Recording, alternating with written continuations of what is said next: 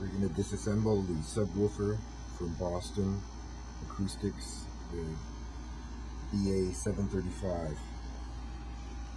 It's a very simple disassembly, although 4 screws, one in each corner. And know that these screws have been glued in, so they're going to be a little bit hard to break. They're regular screws, and they unscrew in the regular, like any regular screw would, about this deep in. So a regular screwdriver can do it.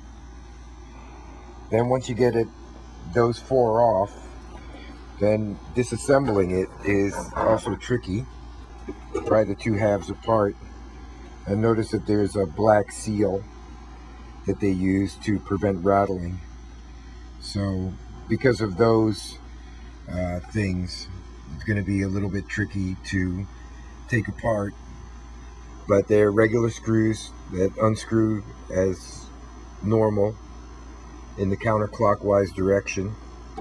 And here's the PC board. You see the regulator off to the right and its capacitor. In this case, there's no problem with the PC board. The speaker is blown.